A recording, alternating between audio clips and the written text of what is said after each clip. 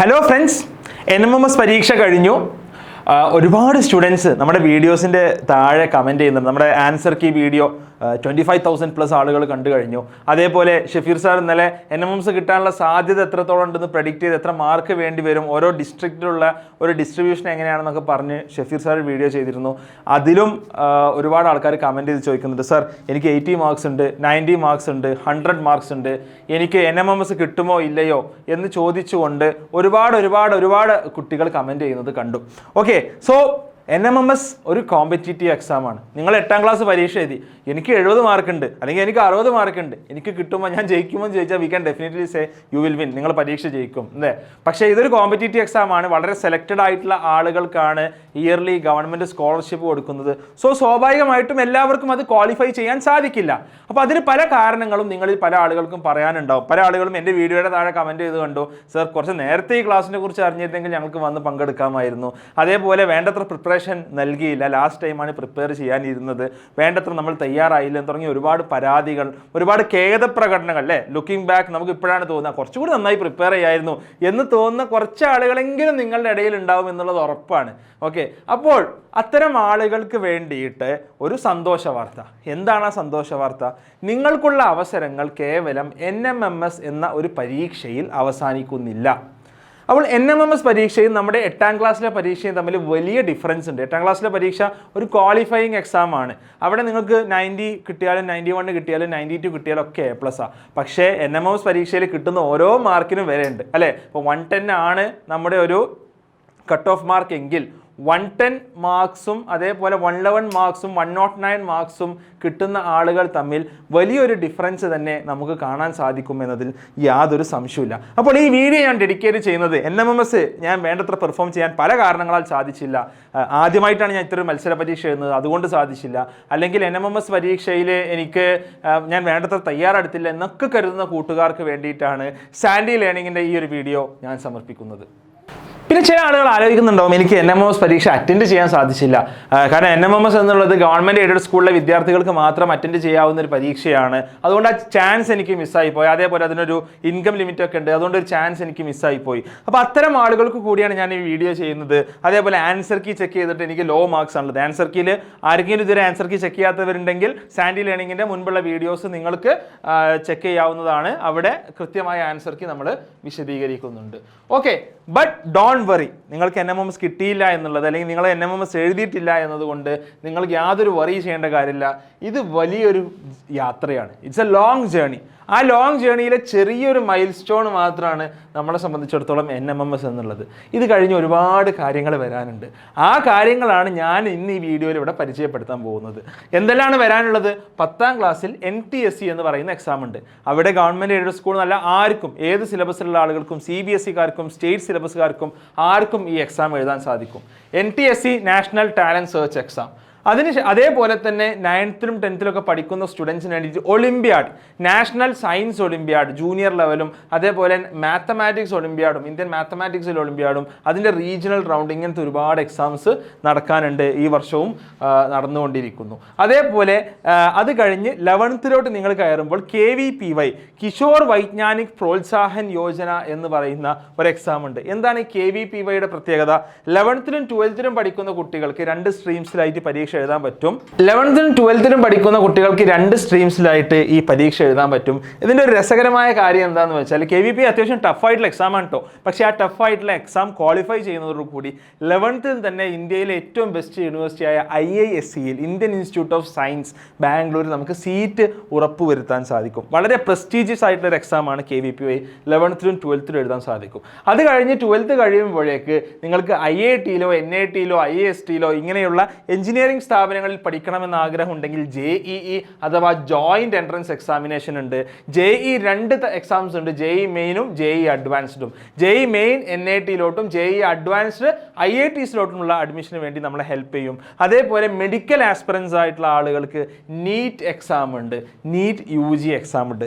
ഇത്തരത്തിലുള്ള ഒരുപാട് എക്സാംസ് നമ്മളെ കാത്തിരിക്കുന്നുണ്ട്. പക്ഷെ ചോദ്യം ഇതാണ്, നമ്മൾ NMMSന് സംഭവിച്ച അബദ്ധം നമുക്കിവിടെ സംഭവിക്കുമോ ഇല്ലയോ എന്നുള്ളതാണ്. എന്നുള്ളതാണ്. ഓക്കെ, അതിന് പ്രധാനപ്പെട്ട കാരണം എന്താണെന്ന് വെച്ചാൽ നമ്മളെപ്പോഴും പഠിക്കുന്നത് എന്താണ്, നമ്മുടെ സ്കൂളിൽ മിഡ് ടേം എക്സാം ഉണ്ട്, ടേം എക്സാം ഉണ്ട്, കൊല്ലപ്പരീക്ഷയുണ്ട്, അതിന് മാർക്ക് നേടണം അല്ലേ. അതൊരു ക്വാളിഫയിങ് എക്സാമാണ്. ഞാൻ നേരത്തെ പറഞ്ഞതുപോലെ 90 മാർക്കും അതിൽ മേലൊക്കെ കിട്ടിയ ആളുകൾക്ക് എന്ത് കിട്ടും, അവർക്ക് A+ കിട്ടും, 80 മാർക്ക് കിട്ടിയാൽ A കിട്ടും. ഇങ്ങനെ ഒരു തട്ടാക്കി തിരിച്ചിട്ടുള്ള എക്സാംസ് ആണ്. അവിടെ നിങ്ങൾ എത്ര മാർക്ക് സ്കോർ ചെയ്യുന്നു, അബ്സല്യൂട്ട്ലി എത്ര മാർക്ക് സ്കോർ ചെയ്യുന്നു എന്നുള്ളതാണ് ഇമ്പോർട്ടൻറ്റ്.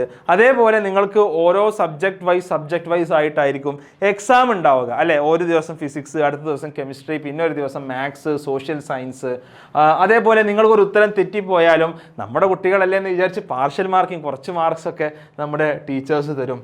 അതേപോലെ ഒരു 35% കിട്ടിയാൽ പാസ് മാർക്കാണ്. 82 അല്ലെങ്കിൽ 85 to 90% എബോവ് കിട്ടിയാൽ you are considered very good. Okay, പക്ഷേ NMMS പോലെ ഒരു പരീക്ഷയിൽ ഇപ്പോൾ ഈ 180 ക്വസ്റ്റ്യൻസിൽ 110 മാർക്ക് നേടിയാൽ തന്നെ അടിപൊളിയാണ് അല്ലേ. അതൊരിക്കലും 80-90% എന്നല്ല, ഒരു 60-70%. അപ്പോൾ ഒരു 50-60% വാങ്ങിയാൽ തന്നെ NMMS പോലുള്ള കോമ്പറ്റീറ്റീവ് എക്സാംസിൽ അത് വളരെ നല്ലതായിട്ടാണ് ഗണിക്കപ്പെടുന്നത് അല്ലേ. ഇതൊരു കോമ്പറ്റീറ്റീവ് എക്സാമാണ്. ഇവിടെ 110 കിട്ടിയാലും 109 കിട്ടിയാലും തമ്മിൽ നല്ല ഡിഫറൻസ് ഉണ്ടാവും. 115 കിട്ടിയാലും 116 കിട്ടിയാലും തമ്മിൽ നല്ല വ്യത്യാസം ഉണ്ടാവും. ഇവിടെ വാട്ട് മാറ്റേഴ്സ് ഈസ് റാങ്ക്സ്. നിങ്ങൾ എത്ര മാർക്ക് നേടി എന്നതിനേക്കാൾ. എക്സാം ടഫാണെങ്കിൽ എല്ലാവർക്കും ടഫാണ്, എക്സാം ഈസി ആണെങ്കിൽ എല്ലാവർക്കും ഈസിയാണ്. അതിൽ എത്രാമതായി, എത്ര റാങ്ക് നിങ്ങൾ നേടുന്നു എന്നുള്ളതാണ് അതിൽ പ്രധാനം. എന്ന് മാത്രമല്ല, ഓരോ ദിവസവും ഓരോ സബ്ജക്റ്റ് എന്നുള്ള പോലെയല്ല. NMMS നിങ്ങൾക്കറിയാം, 2 പേപ്പേഴ്സ് ആയിട്ട് മെൻ്റൽ എബിലിറ്റിയും സോഷ്യൽ സയൻസും ഫിസിക്സും കെമിസ്ട്രിയും മാത്സും ബയോളജി എല്ലാം ഒറ്റ ദിവസം കൊണ്ട് നമ്മൾ എഴുതി തീർത്തു അല്ലേ. അതേപോലെ NMMS നെഗറ്റീവ് മാർക്കിംഗ് ഇല്ല, പക്ഷേ ഗോയിങ് ഫോർവേഡ് മറ്റ് കോമ്പറ്റീറ്റീവ് എക്സാംസിൽ JEE നീറ്റ് പോലെയുള്ള കോമ്പറ്റീറ്റീവ് എക്സാംസിൽ എന്തുണ്ട്, അവിടെ നമുക്ക് ആക്ച്വലി നെഗറ്റീവ് മാർക്കിംഗ് ഉണ്ട്. അതായത് തെറ്റിയാൽ നമ്മൾ മാർക്ക് അങ്ങോട്ട് കൊടുക്കേണ്ടി വരും, നമ്മുടെ മാർക്കിൽ നിന്ന് റിഡ്യൂസ് ചെയ്യും. അപ്പോൾ നമ്മൾ ഫണ്ടമെൻ്റലി ഈ എക്സാംസ് തമ്മിൽ എക്സ്ട്രീംലി ഡിഫറൻ്റ് ആണ്. ഇനി നമ്മൾ ഇതിനോട് ചേർത്ത് വെക്കേണ്ടത്, നിങ്ങളൊക്കെ +2 എത്തുമ്പോഴേക്ക് ഇപ്പോൾ CUET എന്ന് പറയുന്ന എക്സാം സെൻട്രൽ യൂണിവേഴ്സിറ്റീസിലോട്ട് ഒരു ഡിഗ്രി കോഴ്സിന് നമ്മൾ ചേരണമെങ്കിൽ പോലും ഒരു എൻട്രൻസ് എക്സാം എഴുതേണ്ട അവസ്ഥയിലോട്ടാണ് നമ്മുടെ കുട്ടികൾ പോയിക്കൊണ്ടിരിക്കുന്നത്. അപ്പോൾ എല്ലാ രംഗങ്ങളും എക്സ്ട്രീംലി കോമ്പറ്റീറ്റീവ് ആയിക്കൊണ്ടിരിക്കുകയാണ് എന്ന് മനസ്സിലാക്കുക. And there are lot of mistakes we make, right. നമ്മൾ ഒരുപാട് മിസ്റ്റേക്സ് നമ്മുടെ ലൈഫിൽ ഉണ്ടായിട്ടുണ്ട്. നിങ്ങൾ പല ആളുകളും നന്നായി പഠിക്കുന്ന ആളുകളായിരിക്കും, പക്ഷേ നിങ്ങളുടെ സ്കൂൾ സിലബസ് പ്രകാരമാണ് നിങ്ങൾ NMMSന് പ്രിപ്പയർ ചെയ്തിട്ടുണ്ടെങ്കിൽ അതൊരു പ്രശ്നമാണ് അല്ലേ. അതിന് സെപ്പറേറ്റ് ആയിട്ടുള്ള പരിശീലനം ആവശ്യമാണ്. മറ്റൊരു രീതിയിലാണ് എക്സാമിന് തയ്യാറെടുക്കേണ്ടത്. അതേപോലെ ലാസ്റ്റ് മിനിറ്റ് പ്രിപ്പറേഷനാണ് നിങ്ങൾ നോക്കിയിട്ടുണ്ടെങ്കിൽ നിങ്ങൾക്ക് ഇപ്പോൾ അല്പം സങ്കടം തോന്നുന്നുണ്ടാവും അല്ലേ. കുറച്ച് നേരത്തെ തുടങ്ങാമായിരുന്നു എന്ന് തോന്നുന്നുണ്ടാവും. ആ നേരത്തെ തുടങ്ങിയാൽ നമുക്ക് കുറച്ചുകൂടി സ്ട്രെസ് ഒഴിവാക്കാനും നന്നായി പഠിക്കാനും സാധിക്കും. നിങ്ങൾ നോക്കിയാൽ IIT പോലുള്ള എക്സാംസ് അല്ലെങ്കിൽ നീറ്റ് പോലുള്ള എക്സാംസിനും സംഭവിക്കുന്ന ഇതാണ്. നമ്മുടെ കുട്ടികൾ 10th കഴിയുമ്പോൾ പിന്നെ 10ാം ക്ലാസ് കഴിഞ്ഞ് A+ കിട്ടി, ഇനി ഒന്ന് റിലാക്സ് ചെയ്യാമെന്ന് വിചാരിക്കും. അങ്ങനെ 11th-ലും 12th-ലും പോവും. 11th-ലും 12th-ലും എന്ത് സംഭവിക്കും, 11th-ലും 12th-ലും അതങ്ങനെ അങ്ങോട്ട് പോകും. പിന്നെ വിചാരിക്കാം നമുക്ക് റിപ്പീറ്റ് ചെയ്തിട്ട് മെഡിസിന് പോകാം അല്ലെങ്കിൽ എഞ്ചിനീയറിങ്ങിന് പോകാം. അപ്പോഴേക്കും ഒരുപാട് സമയം വൈകിയിട്ടുണ്ടാവും. എന്താ സംഭവിക്കുന്നത്, കഴിഞ്ഞൊരു 3-4 കൊല്ലം കൊണ്ട് പഠിച്ചത് റിപ്പീറ്റിംഗ് എന്ന് പറഞ്ഞിട്ട് ഒരു 7, 8, 9 മാസം കൊണ്ട് പഠിച്ച് തീർക്കാൻ ശ്രമിക്കുന്നു. സ്വാഭാവികമായിട്ടും അണ്ടർ പ്രിപ്പയർഡ് ആയിട്ട് എക്സാമിന് പോകുന്നു. ഒരുപാട് സ്ട്രെസ്സും സ്ട്രെയിനും തലയിൽ കയറ്റി വെക്കേണ്ടി വരുന്നു. ഒരുപാട് ആളുകളുടെ ചോദ്യങ്ങൾക്ക് ഉത്തരം പറയേണ്ടി വരുന്നു. ഇങ്ങനെയാണ് ആളുകൾ മിസ്റ്റേക്സ് ഉണ്ടാക്കുന്നത്. ഇപ്പോൾ നിങ്ങൾ വരുത്തുന്ന ഒരു തെറ്റൊരു മിസ്റ്റേക്ക് എന്നുള്ളത് ഭാവിയിൽ കോമ്പൗണ്ട് ചെയ്ത് നമ്മുടെ ലൈഫിനെ തന്നെ ബാധിക്കുന്ന രീതിയിൽ വലിയൊരു മിസ്റ്റേക്കായി മാറിക്കൊണ്ടിരിക്കുന്നു. അപ്പോൾ എന്താണ് നമ്മൾ ഇപ്പോൾ ചെയ്യേണ്ടത്? പിന്നീട് ഒരുപാട് സിലബസ് കവർ ചെയ്യുന്ന രീതിയിൽ കുറച്ച് സമയം മാത്രം കിട്ടുന്ന രീതിയിലാവരുത് അടുത്ത NTSC പരീക്ഷയെ നിങ്ങൾ നേരിടേണ്ടത്. NTSC പരീക്ഷ 10ാം ക്ലാസ്സിൽ എത്തുമ്പോഴേക്ക് നിങ്ങളെല്ലാവരും സൂപ്പർ റെഡി ആയിട്ട് NTSC എക്സാമിനെ നേരിടണം. Okay, so start preparations early for competitive exams. Competitive എക്സാംസിൻ്റെ ക്രാക്ക് ചെയ്യാനുള്ള ഏറ്റവും പ്രധാനപ്പെട്ട മരുന്നെന്ന് വെച്ചാൽ എന്താണ്?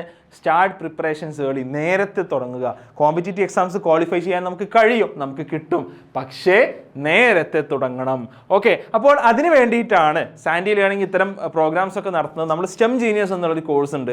അത് 8th, 9th, 10th കുട്ടികൾക്ക് നിങ്ങൾക്ക് വലിയ ആഗ്രഹങ്ങളുണ്ടാകും. ഈ പറഞ്ഞ പോലെ നീറ്റ് എഴുതണം, JEE എഴുതണം, NTSC എഴുതണം. ആ NTSC എല്ലാം എഴുതി ക്വാളിഫൈ ചെയ്ത് ഇന്ത്യയിലെ തന്നെ ഏറ്റവും ബെസ്റ്റ് കോളേജസിൽ ഫ്രീ ആയി പഠിക്കണം, അവിടുന്ന് ഏറ്റവും ബെസ്റ്റ് സ്റ്റുഡൻ്റ് ആയി പുറത്തിറങ്ങണം അല്ലേ. അതിന് നിങ്ങളെ സഹായിക്കുന്ന ഒരു കോഴ്സാണ് ആണ് സ്റ്റെം ജീനിയസ്. നമ്മൾ സാധാരണ ഒരുപാട് ട്യൂഷൻ കാണാറുണ്ട്, സ്കൂളിൽ പഠിക്കുന്ന ഒരേ കാര്യങ്ങൾ വന്ന് നമ്മൾ ട്യൂഷൻ ക്ലാസ്സിൽ വീണ്ടും പഠിപ്പിക്കുന്നു, ഒരുപാട് മടിപ്പിക്കുന്ന ട്യൂഷൻ. ഇവിടെ പക്ഷേ കാര്യങ്ങൾ വ്യത്യസ്തമാണ്. ഇവിടെ ഇതൊരു പ്രോപ്പർ ഫൗണ്ടേഷൻ കോഴ്സാണ്. നിങ്ങളൊരു കോമ്പറ്റീറ്റീവ് എക്സാമിന് എങ്ങനെ പ്രിപ്പയർ ചെയ്യിക്കാം എന്നാണ് ഈ കോഴ്സിലൂടെ നമ്മൾ കാണിച്ചു തരുന്നത്. എന്ന് മാത്രമല്ല, ഇതൊരു ആരെങ്കിലുമല്ല ഇവിടെ വന്ന് പഠിപ്പിക്കുന്നത്. നിങ്ങൾക്കറിയാം, NMMSന്റെ ക്ലാസ്സസ് നിങ്ങൾ അറ്റൻഡ് ചെയ്തിട്ടുണ്ടാവും. ഷഫീർ സാറും IIT ഗ്രാജുവേറ്റ് ആണ്, ഹസീം സാർ NIT ഗ്രാജുവേറ്റ് ആണ്, ബാസിൽ സാർ ഡോക്ടറാണ്.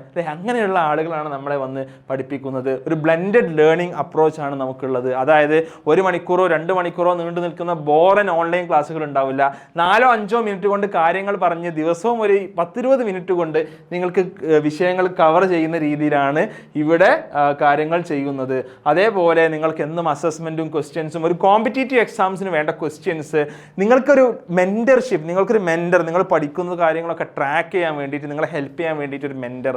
അതേപോലെ കരിയർ രംഗത്ത് എന്നും കൂടെ സാൻഡി ലേണിങ്ങിൻ്റെ ടീച്ചേഴ്സ് നിങ്ങളുടെ കൂടെ ഉണ്ടാകും. Okay, so there is a lot more to go. ഇപ്പോൾ നിങ്ങൾക്ക് ചില ആളുകൾക്ക് ആശങ്ക ഉണ്ടാവും, ഇതിപ്പോൾ ഞാൻ ജോയിൻ ചെയ്യണോ, ഈസ് ഇറ്റ് വർത്ത് ഇറ്റ്, എനിക്ക് ചെയ്യാൻ കഴിയുമോ, ഇതൊക്കെ സ്കൂളിൻ്റെ കൂടെ ചെയ്യാൻ പറ്റുമോ? നിങ്ങളുടെ സ്കൂൾ സിലബസ് എല്ലാം ഇവിടെ കവർ ചെയ്യും, നിങ്ങൾക്ക് മറ്റൊരു ട്യൂഷൻ്റെ ആവശ്യമേ വരില്ലെന്ന് മാത്രമല്ല, നിങ്ങൾ നീറ്റ് പോലെയുള്ള JEE പോലെയുള്ള പരീക്ഷകൾക്ക് വേണ്ടിയിട്ട്, NTSCക്ക് വേണ്ടിയിട്ട്, KVPക്ക് വേണ്ടിയിട്ട് കൂടി ഇവിടെ റെഡി ആവുകയാണ്.